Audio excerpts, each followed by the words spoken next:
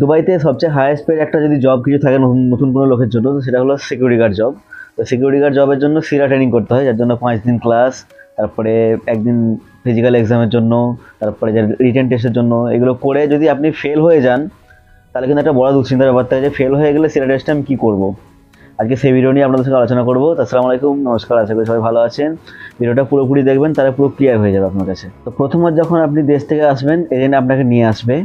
তো সেক্ষেত্রে সিরার যে চার্জেস ওরা এজেন্টরাই নিয়ে নেয়। সেক্ষেত্রেই মানে যে সিকিউরিটি গার্ডের জবের জন্য যে আপনি আসবেন, তার চার্জটা অনেক বেশি থাকে অন্যান্য জবের থেকে।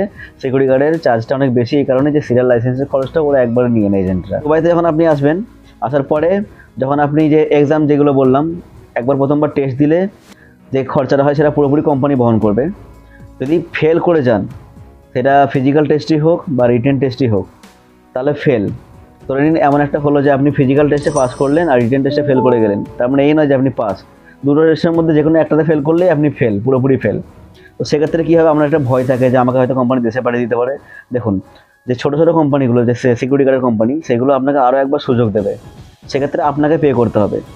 একবার ফেল করে গেলেন, দ্বিতীয়বার যখন আবার যখন আবেদন করবেন ওই টেস্টের জন্য, তখন সেক্ষেত্রে তার চার্জেস থাকবে 150 দিরহামের মতো।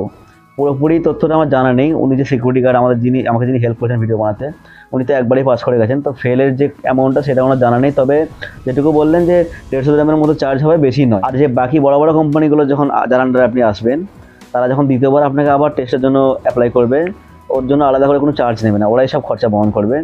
তো সেক্ষেত্রে কী হবে, আপনাকে আবার নতুন করে কোনো ক্লাস করার দরকার নেই। ওরা জাস্ট অ্যাপয়েন্টমেন্ট নিয়ে নেবে। আপনার যে এজেন্ট বলি, আপনার যে কোম্পানি, উনি আবার অ্যাপয়েন্টমেন্ট নিয়ে নেবে। নিলে আপনি শুধু জাস্ট পরীক্ষা দিয়ে আসবেন, রিটেন আর ফিজিক্যাল আবার পরীক্ষা দিয়ে আসবেন। আরও একটা কথা, যদি প্রথমবার ফেল করার পরে দ্বিতীয়বার যখন গেলেন, দ্বিতীয়বারও যদি ফেল করে যান, সেক্ষেত্রে ছোটো ছোটো কোম্পানিগুলো কিন্তু আর রিস্ক নেবে না, আপনাকে দেশে পাঠিয়ে দিতে পারে।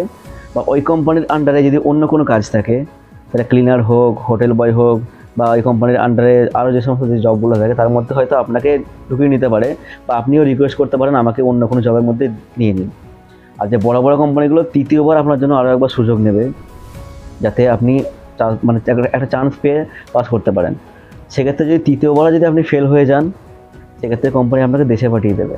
তৃতীয়বার যখন আপনি যাবেন, তার চার্জ থাকে 250 দিরহাম, তৃতীয়বার যখন আপনি টেস্ট করাতে যাবেন। তো সেটাও বড় কোম্পানিগুলো বহন করে নেয়। আর যদি ছোটো কোম্পানিতে যদি মনে হয় যে হ্যাঁ দ্বিতীয়বার ফেল করে গেছি, আরও একবার চান্স নিতে পারি, সেক্ষেত্রে কোম্পানির সঙ্গে কথাবার্তা বলে দেখতে পারেন যে এইবারে যে টেস্টের যে চার্জেস সেটা আমি বহন করব, সেক্ষেত্রে আমাকে আরও একবার সুযোগ দেওয়া হোক।